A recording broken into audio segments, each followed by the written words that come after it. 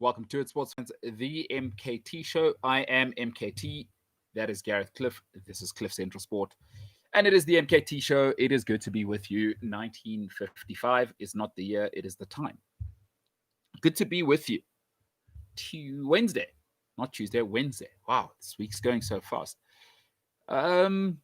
Tricky week coming up. Champions League, Europa League. That doesn't make it easy for anybody.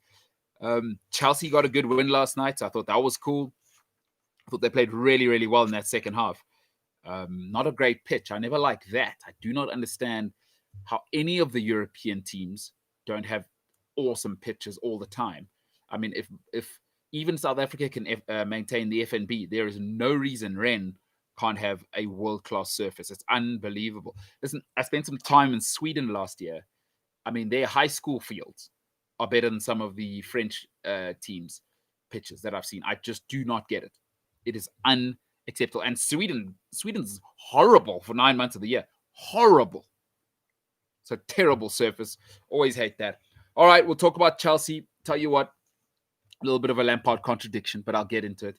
And then why I think Spurs won't win the league. Everybody keeps telling me Spurs, Mourinho. I had a friend of mine who lives in the Czech Republic. He sends me a message saying, what do I think of Spurs? I'm like, I don't think of Spurs at all. There is not a single moment ever when Spurs crossed my mind, but I thought I'd do a why I don't think Spurs will win and explain myself there. By the way, Cliff Central Sport across all social media platforms. If you're just logging on, click that one. If you hate this show, click nothing. Move on with your life. Go and enjoy a sandwich. I don't know what people do. But otherwise, click like and be a friend, tell a friend. Share, subscribe. We are looking forward to growing the network. Clicking like, people ask me, what does that do? Helps with the algorithm so that people can go, oh, this is the greatest sports show on earth. And then my ego can grow. And maybe I can get a Batman car. And then maybe I can move to Batman's lair. And then who knows from there? Maybe I become an evil dictator and, everybody has to do 1,000 push-ups every morning and go for a 10K run. I don't know. I don't have that kind of power. But that is what pushing like will do. It may descend into just me dictating to the world that everything is nothing. All right, well, that's melancholy for the day. Let's get into football, something that makes us all very, very happy. So I saw Frank Lampard saying last night, Giroud, of course, by the way, unbelievable header by Giroud. To generate that power on a looping ball from around 8 yards out, I mean, that is some header. Tremendous, tremendous header. He's brilliant in the air. And it's my argument for why he should start. Right, with the way Chelsea are set up, you aren't really getting Havertz isn't there yet, and you're getting a lot of the threat from Mason Mount with the long-range shooting. So you aren't getting the third man into the box, fourth man into the box in terms of that late driving power. A lot of the supply comes from out wide. So it's Chilwell, and then you got Reece James. Tammy Abraham gives you nothing in terms of an aerial threat. Yesterday, again, Giroud, when he came on, Chelsea looked like a different team. Now, I think Conte coming on obviously meant they could press 10, 15 yards higher because they've got the athleticism to catch up with the play. That changed everything. Jorginho is no good. But once Giroud came on, I think Chelsea's best player came alive in Timo Werner. Was then you saw what Werner was, because the hold-up play means Werner can get involved and use Giroud as a wall. Tammy Abraham, no strength, no power, no first touch. The ball just bounces straight off him.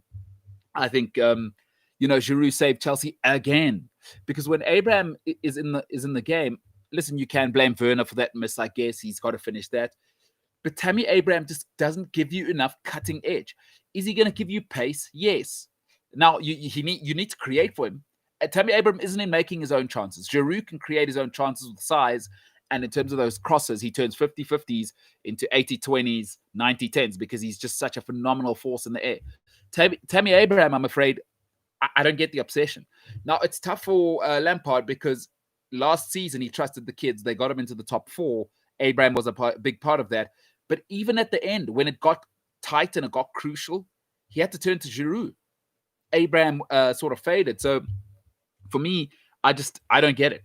Because if you want to bring your best player, and that's Werner, I like Ziyech, but the Ziyech kid, he's more the creator. Timo Werner's your X factor. Abraham is zero X factor. Giroud has all that X factor. Remember Europa League finals, he scored crucial goals for Arsenal, even if you're an Arsenal fan. So for me, I'd much prefer Olivier Giroud to stay. And that's what Lampard says. Well, play the guy. And I don't mean play him off the bench, start the guy. And bring Abraham off the bench, and Abraham's your rotation striker until such a time where you find that Tammy brings other players into the game. Stop giving me the goals thing, because Chelsea's creative force is so powerful, especially when you've got Ziyech and Werner. Then Tammy Abraham has it on a silver platter 24/7. And if you can't score 20 goals, I'm sorry, up front there, but really what you need is Timo Werner up front. Because actually, neither of them are perfect. Neither Abraham or Werner are perfect up front, or Giroud is perfect up front. What he wants is like a Haaland kind of character. What you need is the Diego Costa, and of course, the top of the mountain is Didier Drogba, right? You need that big man who's going to bring everyone in, has the pace to go beyond, which Abraham does, but then you need the the killer cutting edge to make sure that when it's his time, he can execute. Abraham does not have that ruthless streak in him, and I'm afraid that's just not good enough. So for me, Giroud has to start. I don't know. I don't get it. I said it with Conte. I don't know what took so long to play him at defensive mid. Now he's at defensive mid. Shock horror. He's again one of the best midfielders in Europe. He's not an 8. So with Lampard again, we're going to go through it all again. He doesn't know his best team, but Giroud is better than Tammy Abraham. Like, let's get over it now. Every sport is about moments. Every big moment, Giroud captures it, scores goals. It's not that hard. And you can see, sometimes it's just an eye test thing. You can see Chelsea are better, free flowing, and then he brings Timo Werner into the game more with the hold-up play and the strength, of which Tammy Abraham is neither. So that's one, what I do. There's another dilemma at Chelsea. And I said this before, was I've had a big injury playing sport. And I spent time at an Alpine resort. And again, Frank Lampard is on this. I just don't understand why he wants to bring Christian Pulisic back this weekend. If you're a Chelsea fan, there is no reason for Chelsea to bring Pulisic back within the next 2 months. Zero reason. Zero. Because the aim is to have the kid back for 10 years, not for 10 months. And where this kid's unique, and you're starting to see it with Kylian Mbappe. So if I'm an Mbappe fan, I'm kind of worried. You need to wrap some people in cotton wool, especially these young, explosive strikers, right? Is you saw it with Pato, you saw it with Michael Owen. Their best years was when you loaded them as youngsters, because some people are just too good as youngsters for you to put reins on the horse. But you need to do that. Get some adults in the room and protect the kids from themselves. Pulisic is playing, he played too much at Dortmund too early with his playing style. What you need is for his body to catch up with the ability, right? And clearly there's soft tissue issues. So that can be a development issue.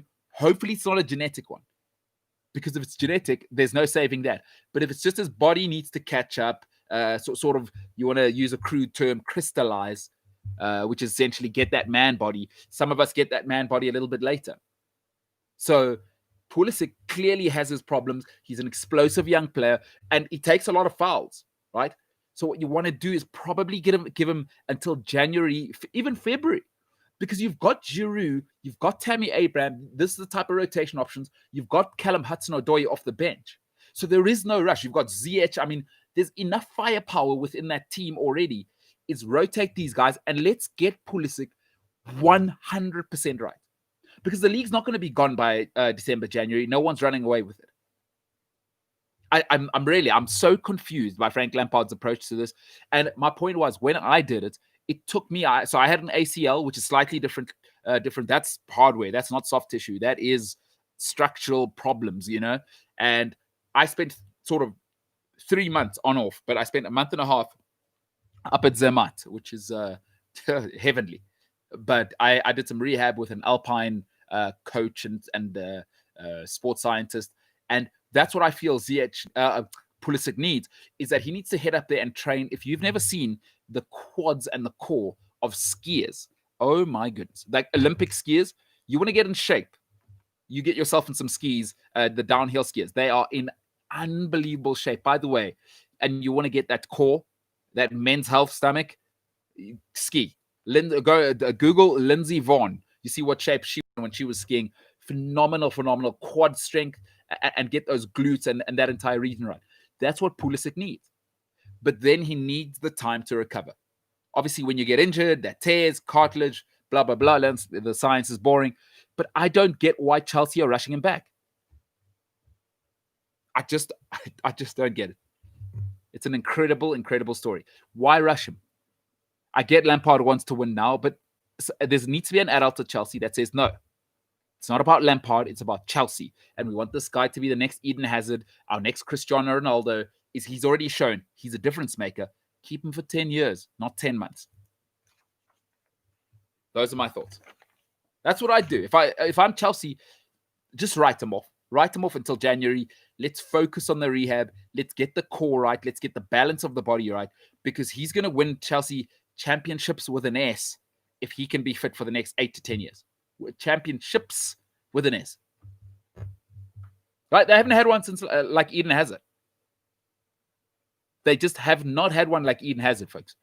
And Hazard, you know, a lot of people don't realize Eden Hazard won Chelsea 2 titles on his own, both under Mourinho and under Conte. A lot of people say, yes, they had Costa, rubbish. Listen, the tactic for Chelsea was give it to Hazard, and then you let the divine intervention step in from there. That was the tactic. Fabregas was finished, right? Fabregas, although he had the passing, he couldn't play every game anymore, especially in the Conte era. He'd lost the legs. I mean, he was never the greatest athlete, but he could still make up the ground. He was done. Costa, okay, he was nice, but he wasn't Drogba. It was Hazard, and then close your eyes. But now Chelsea can actually surround Pulisic, protect him. Look, if you watch in the NFL, the Kansas City Chiefs have done something magnificent right now. Is they know they've got the most talented quarterback of all time, right? Okay, great. So we've got that guy. He doesn't need to prove it. We've given him the $500 million. We've paid him, so he's family. What you want to do when you have great players is you don't want to load them with the responsibility. I know everybody likes to think Michael Jordan did it by himself. That's not true. He had a Hall of Fame coach. He had a Hall of Fame shooter in Steve Kerr. I mean, that team was loaded. He had Scottie Pippen. He had one of the greatest defensive players of all time in his prime, who at the Detroit Pistons, at the Bad Boy Pistons, he couldn't beat, right? He had that around him. What you want to do is you want to put your great people in positions where they don't need to be great all the time, right? The moments will come. Don't go looking for moments for them to be great. The moments will come when they have to be great.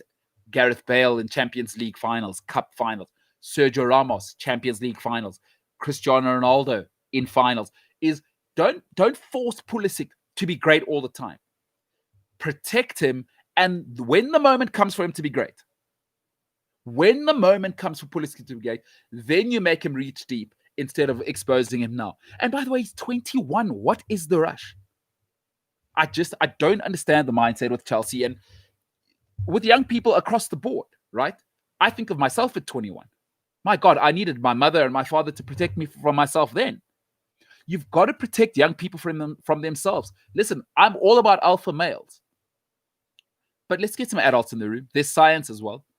Being an alpha alpha males are never stupid, right? Is you're aggressive, but you make sure that you protect yourself.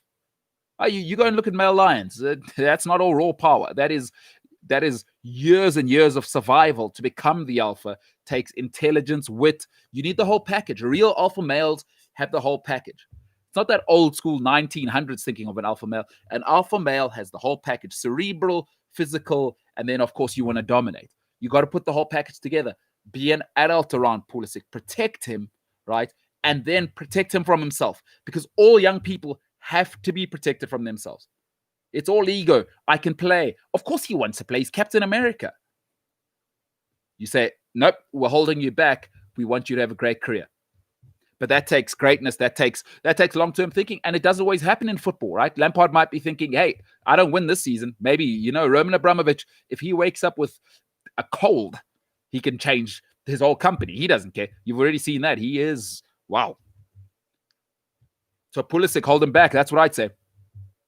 All right, I'll tell you why Tottenham can't win. Let me take 2 comments, and then we will move on.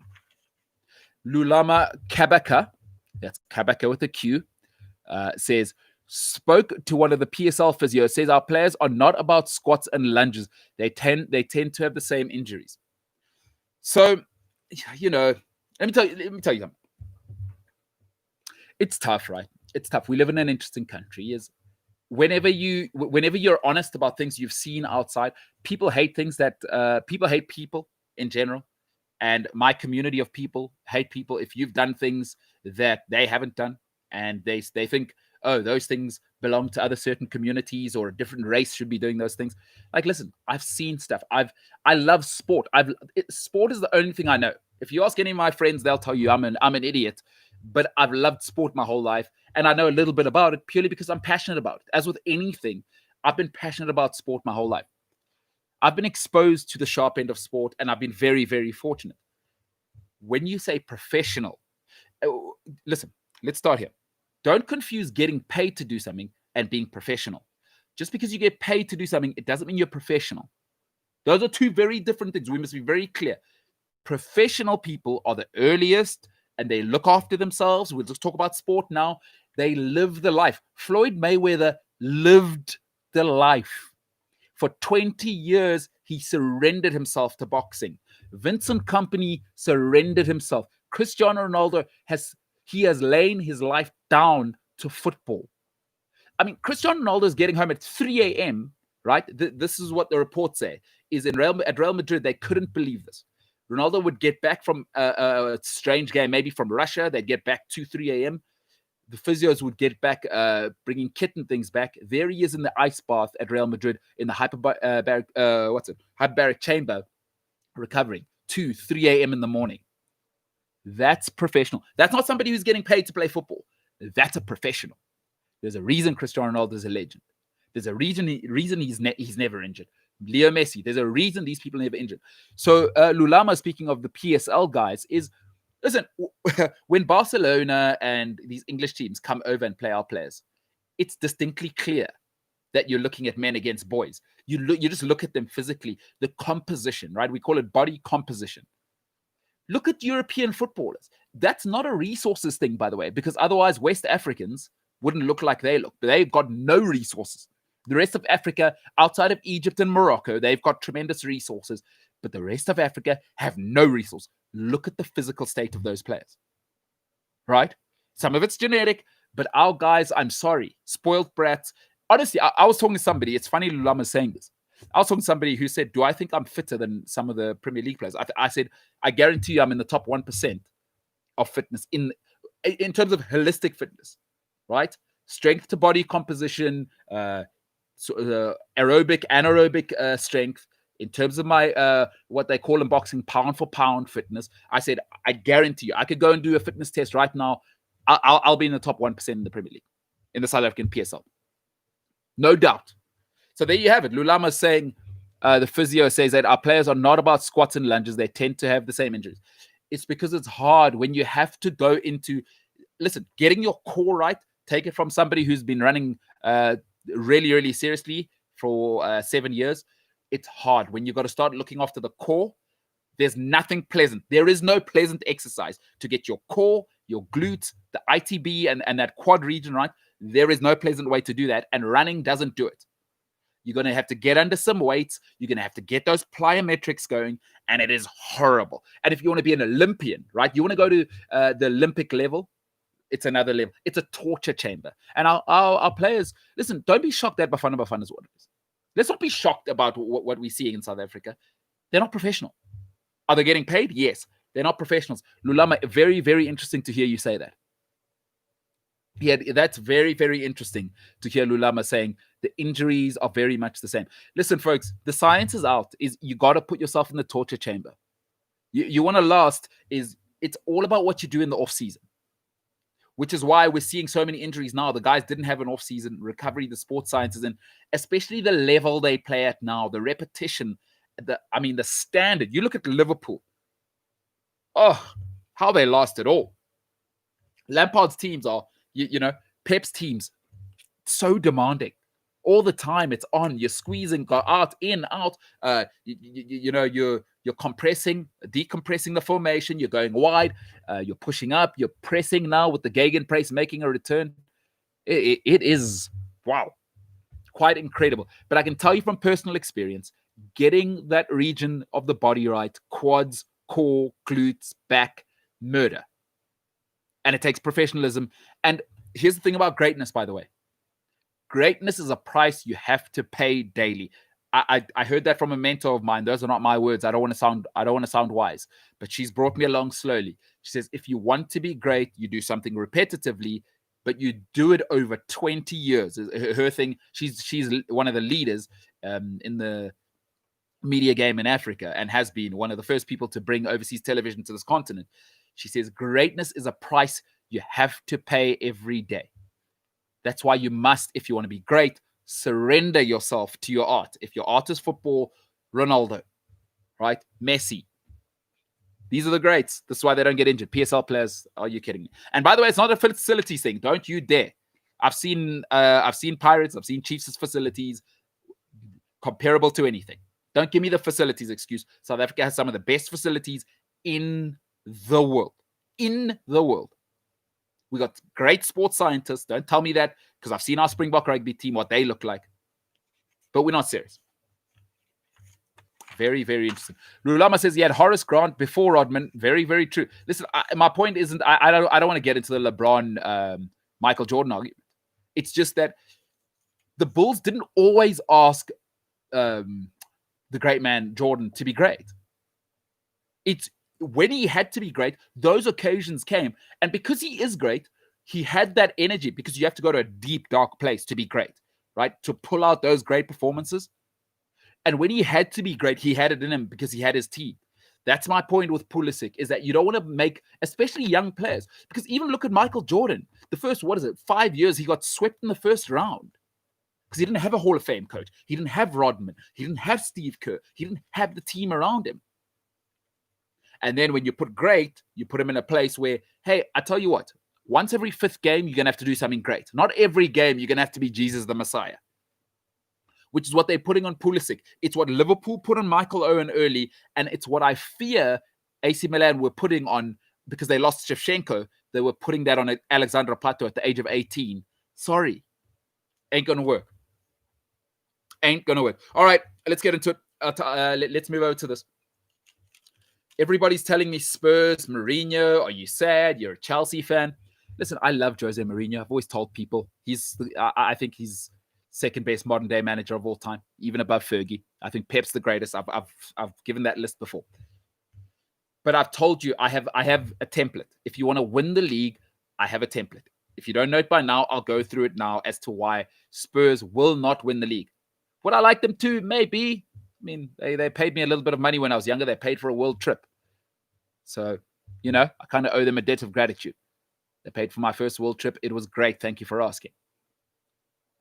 But let me tell you why they won't win the league. We'll start off at the back. Hugo Lloris is not good enough. Not for championship winning team. Stop telling me about France. International football is meaningless to me. International football is the third or the fourth most difficult competition in world football, right? Let's talk about Premier League. Hugo Lloris is not good enough. Number one, too short. I always say this to people. Below 193, you start to give me palpitations of the heart. What I like is 195 and taller. This is in centimeters, by the way.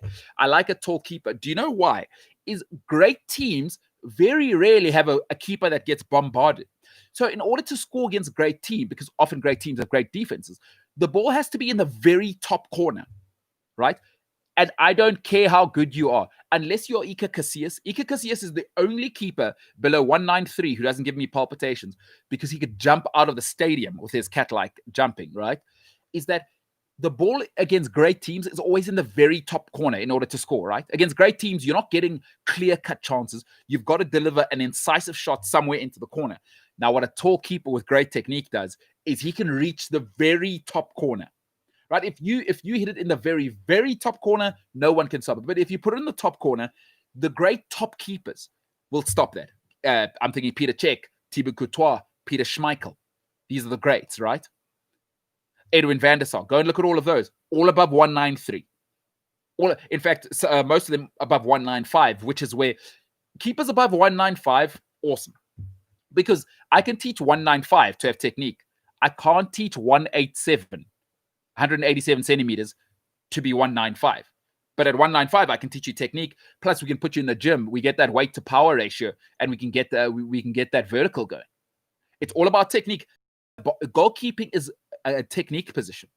So we get the technique right, great. But height, I can't coach. I'm sorry. So 193, anything below 193, heart palpitations, 195 and taller. So Hugo Lloris, too short. That's my first problem, right? My second rule, so it's always been, you need a great keeper. Go and look at all the dynasties. Even Leicester, Schmeichel version 2.0, he had the season of a lifetime. He was unstoppable. Secondly, your centre-backs have to be great.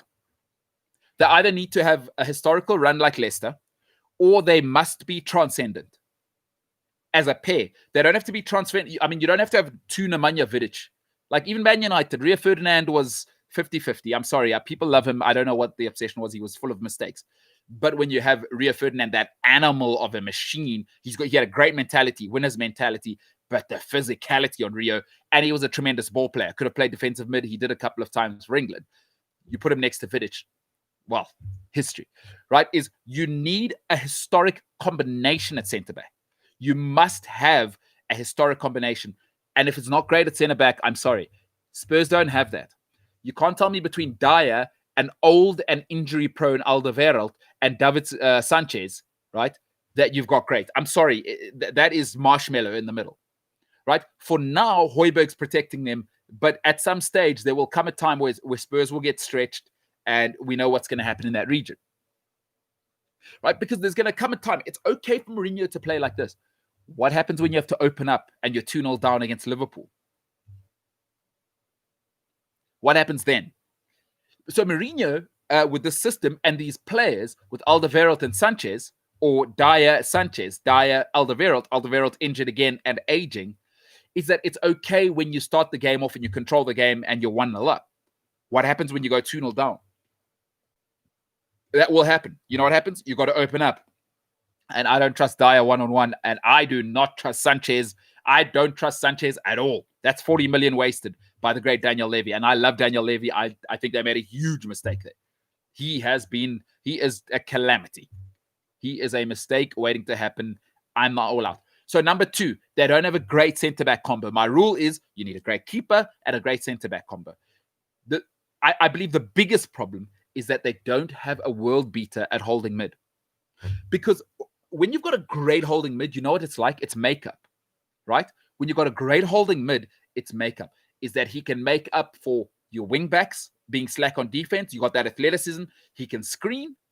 Or if you're like Tottenham at the moment and Højbjerg's playing well, is that even if your centre-backs are mistake-prone, if that holding mid is disciplined and he's got the steal, is he never exposes them to much danger, right? What's the rule with the number 6 or the libero, as we call it? Always be able to see your half of the football. And that takes incredible discipline. When you look at Makelele, you look at the greats, Ambrosini, Seedorf could perform that role. Davids could perform that role. I don't want to say Roy Keane because that's another level. That's asking too much. But when you look at those greats, Fernandinho is an all-timer, all-time legendary. They always seem to be in position to either intercept or foul for their team. That takes incredible discipline. N'Golo Kante is the beast right now in world football in that position. Sergio Busquets, an absolute maestro at that role, because no athleticism, but the positioning's always dead right. And what's his secret is, so simple coaching. If you've got a soccer ball, your half of the ball, that means the half of the ball, if you put it on the halfway line, that is on your side. The defensive midfielder must always be able to see that half. So the defensive mid must always be able to see his side of the football. That's the rule for the 6. And when you got transcendent, and when you've got the athlete there as well. I mean, the bonus with Makelele, the reason they named the position after him, the Makelele role, is he was everything. Ball skills, he could transition the ball quickly, and then the athleticism, oh my goodness, he was an animal. And then you had Michael Essien, of course. But again, just that's another level. Højbjerg, I like. He's very Mourinho-esque, but he doesn't give you the physicality. And that'll matter, because when you're 2-3-0 down, and you need to claw back those games, by the way, Wijnaldum can give you that. Fabinho can give you the physicality to shuttle. What does that do? It releases Reguilon, already not great on defense. Aurier, we know, is a disaster on defense.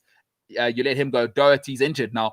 You can let the wing backs go when you got the physicality at holding mid. And you're 2-0 up or 2-0 down. What happens then? Because right now, Spurs, it's okay. It's working out. You've been ahead so far. What happens when Liverpool come? You're 2-0 down. We now need to let Reguilon go, Aurier go, and we probably need to let one of the midfielders go and attack Lo Celso or whoever it may be. Now it's just Højbjerg. Oh no, the physicality. He can't get across and cover should Salah or whoever it may be, Sadio Mane, Jota, with the pace on the wing. That pace, I don't like it. So, folks, that's my rule. You need a great keeper. You need a transcendent. I don't mean good. It has to be a transcendent centre-back pairing. And you must have the core of the defensive mid. He is crucial. Lastly, you've got to have a transcendent striker. You got to have something in attack that makes me go, oh, wow. Stop telling me about Harry Kane. Stop. And I've told you this before. I don't care about just numbers. That's not good enough.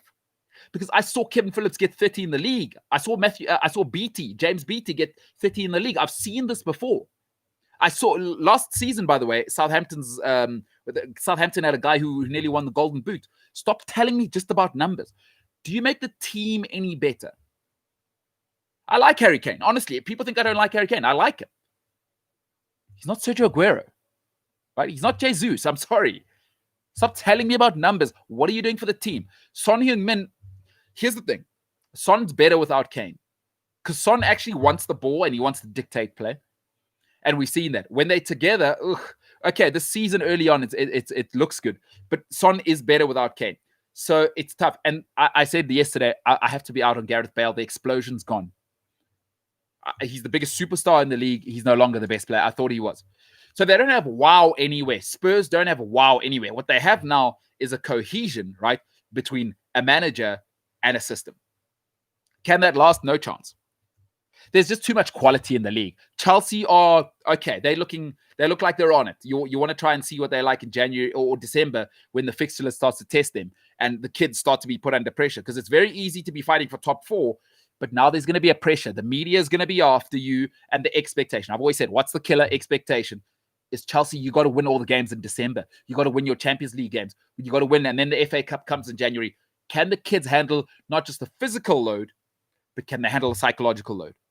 Right? That's Chelsea's problem. But you got Liverpool that are looking real. You got City that are real. You got Leicester that are real. I think you got to be honest and say there's no way.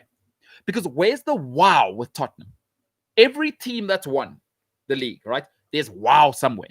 Let's go through them. I mean, the original Man United teams. You could just say, if you're looking for one wow factor, Peter Schmeichel, wow. Wow. Like, what is that?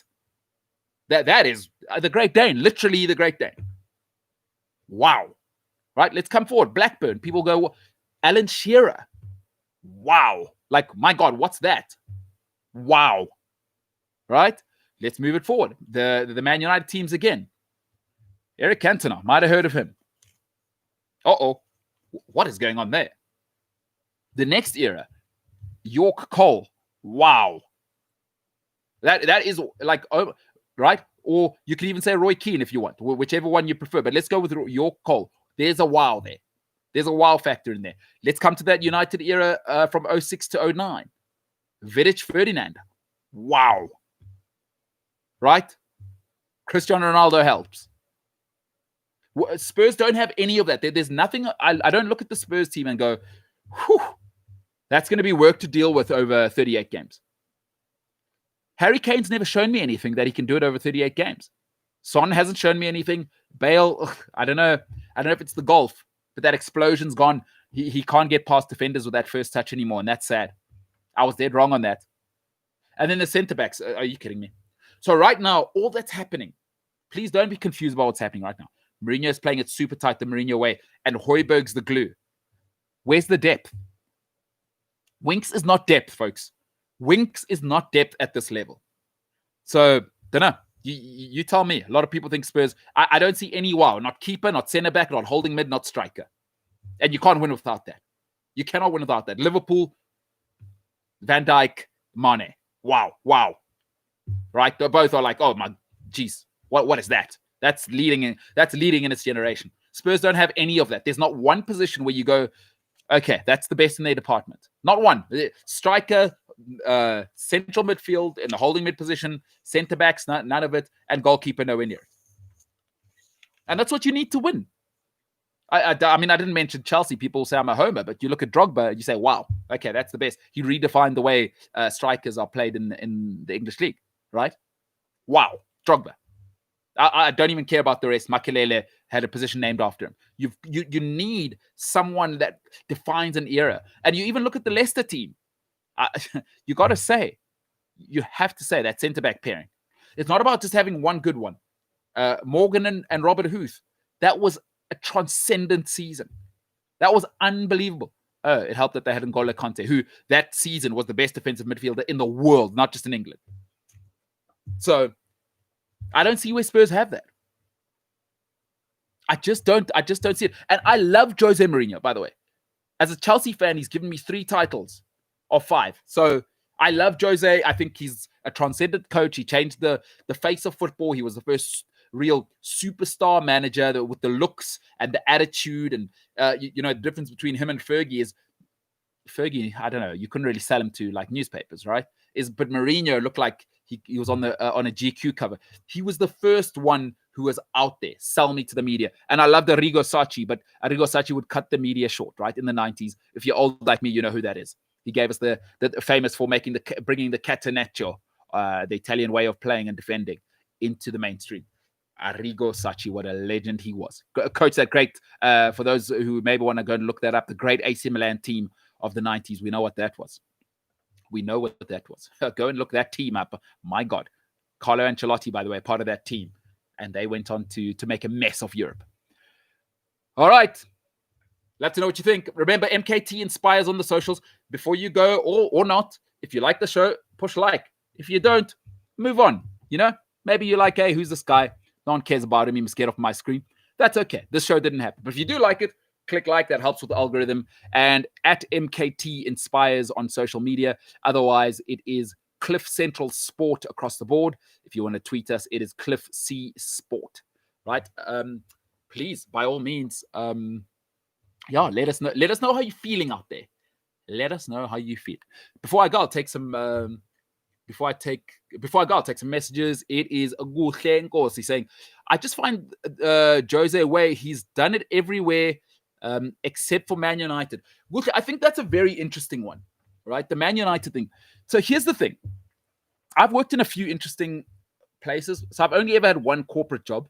So I'm not really a corporate guy. I'm more of a do-it-myself type of person. And also I spent my 20s boozing when I should have been working, but that's a whole different story. But I've worked for one corporate company, right? And it didn't work for me. But now as I get older and some of the entrepreneurial products or sort of things I've developed, one thing I've realized is there are certain personality types. Some people work, right, flourish if you give them structure, right? We're not going to give you everything. You don't have to look after the finances and the marketing and this and that, and it's multifaceted. Some people work best when there's structure around them. So for some people, freedom is structure, or structure is freedom, sorry. For some people, structure is a prison where we give you some and we'll look after you and we'll kind of helicopter parent you a little bit. With Mourinho at United, it never, ever felt like they just said, here. Everywhere else Mourinho has been, it's right. Look at it. Porto, it was his club. He ran the whole thing. And history, dynastic history. 2 trebles in 2 seasons. He came to United, beat Fergie with nobodies. Carlos Alberto, Benny McCarthy, Alenichev. I mean, who was in that team? Deco. These are before they were all known. The Paulo Ferreira, Ricky Carvalho, George Costa. I mean, nice team. But they were all just kids. Alenichev, by the way, nice player. Really, really nice player in the midfield there.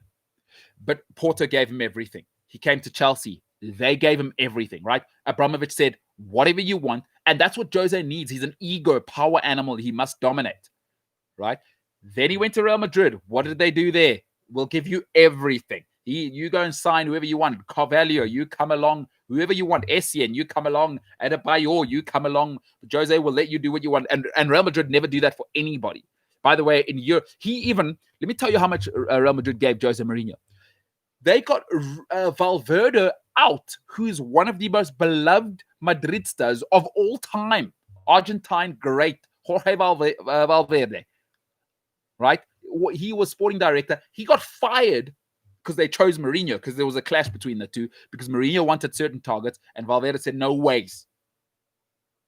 Right? One of the most beloved figures in Real Madrid history. And Real Madrid don't bend for anybody. And if you think you know ego, you don't know anything about ego till you've seen the guy who's in charge of Real Madrid. It was Calderon before, so he was kind of more the people's champ. But Florentino Perez is a different animal. But he said, okay, Mourinho, you're the guy. We give him everything. What does Mourinho do? He goes and sets every record that Spain has ever seen. He gets rid of Pep Guardiola in Pep's third season. 122 points, I think he got, and he just destroyed him in Spain. He got him to resign. Then he went to Man United. You can't have Jose heading to Man United and you've got Paul Pogba and you've got Bailly and you're buying Juan Mata. And who are these people? We know what Jose runs. He wants power across the board. You got to have Luke Shaw and what? Ashley Young was still there. That's not going to work with Jose. What Jose needs, right? And I think this is where I identify with Jose. I love his books. I've read some of his psychology. Is that I don't like working with young people. I've told you this. Is because young people take things personally. Is for me, I need things to get done. And when I say it and when I'm unhappy, I want to express that. And cool, next day we move on. Young people are very sensitive. They're very, very sensitive. So what Jose Mourinho, everybody says, oh, he's a money manager. No, what he needs is old people, right? Experienced people. Experienced players cost money. So he needs people that are going to come in there, do this, don't think, right? Experienced people are coachable, and he coaches hard. He couldn't coach at Man United because he didn't have his players. Paul Pogba is the polar opposite of a Jose Mourinho player, and they spent a world record sum on him at Chelsea. That wasn't Mourinho's signing. There's no way. Be honest with yourself. Think of a single club where a Paul Pogba type of character was signed by Mourinho. And Mourinho has spent money everywhere. I mean, he went to Inter Milan. What was the first thing he did? Zlatan went, Samuel Eto'o, you get in here. Mario Balotelli out. Right?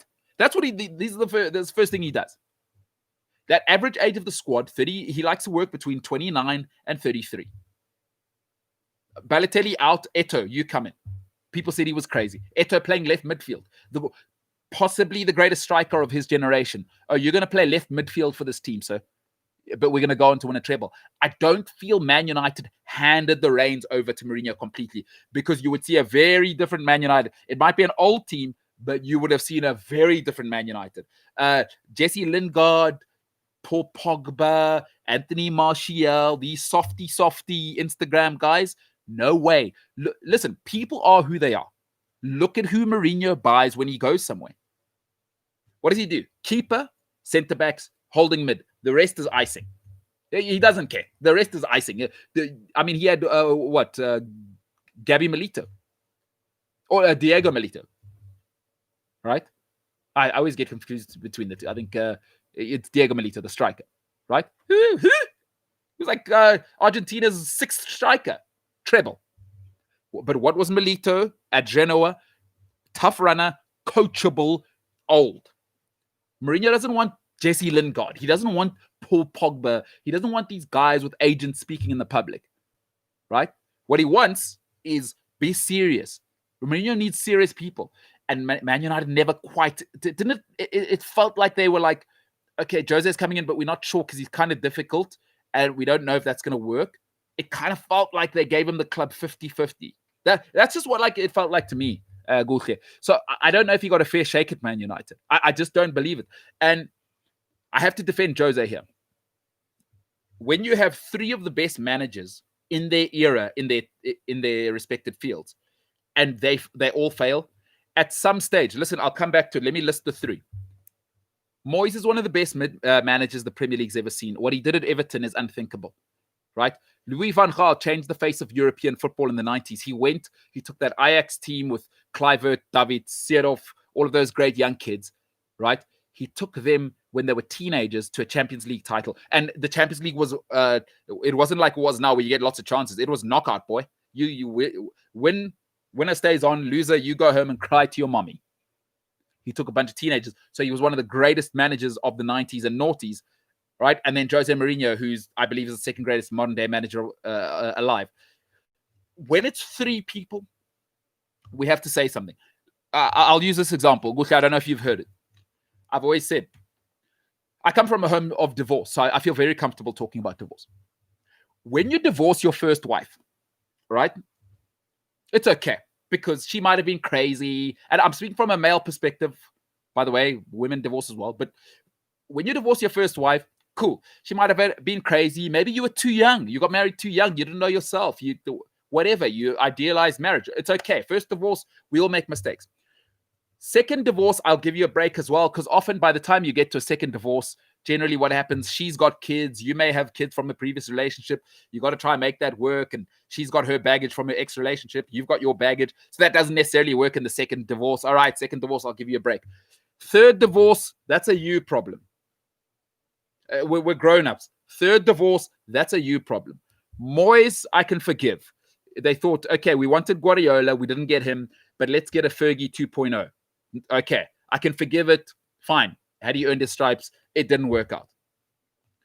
Louis van Gaal, okay, older guy, idiosyncratic, possibly made more for the European game than the English game. Okay, I can forgive you that. He came with a bit of baggage. Jose Mourinho is the third divorce. At some stage, you have to say Man United are broken. You have to be willing to say that. You have to be willing to say that. Right? You have to.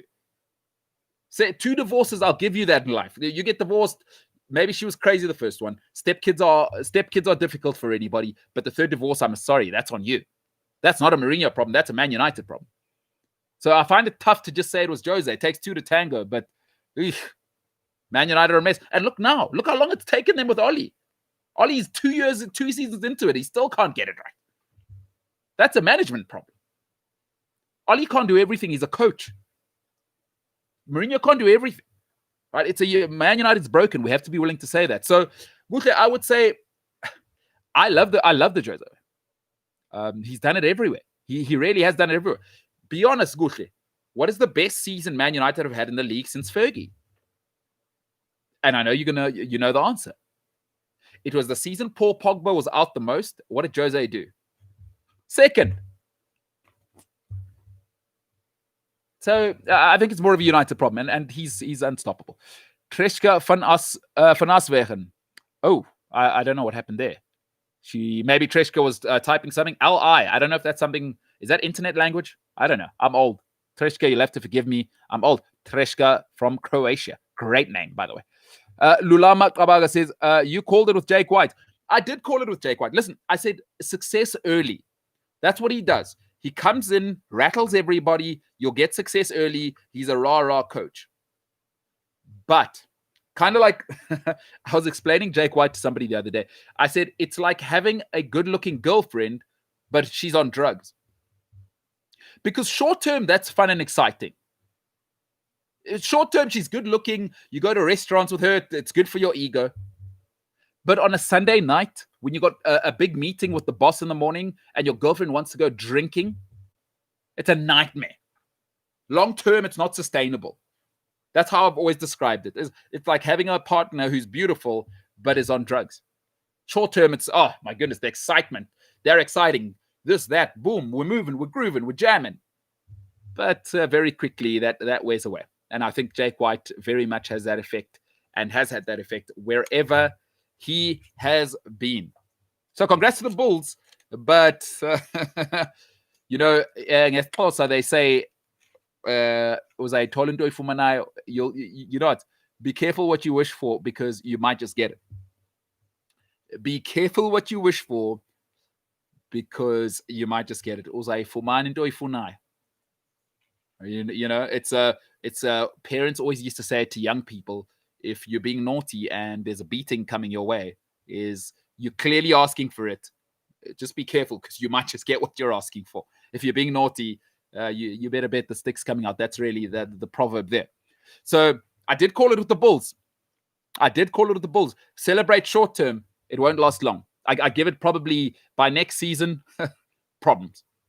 Because Jake's just that guy. He's just that guy. If you haven't seen the James Dalton episode, James Dalton says it in no uncertain terms. All right. Listen, if you enjoyed the show, thumbs up. If you don't, move on like your life can just carry on. You know, if you were baking muffins before this, you can just get back to that. If you're fighting with your girlfriend or boyfriend, get back to that. Don't even, this show didn't even happen in your life.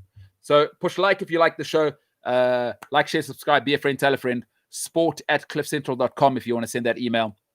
Otherwise, I am at MKT Inspires on social media. Otherwise, we are Cliff Central Sport across the board. From me, MKT, from this guy called Gareth Cliff, from Cliff Central Sport. Ladies and gentlemen, for tonight, you could have been anywhere with anybody. You chose to be with us. Really, really appreciate that. But for now, we are the hell out of here.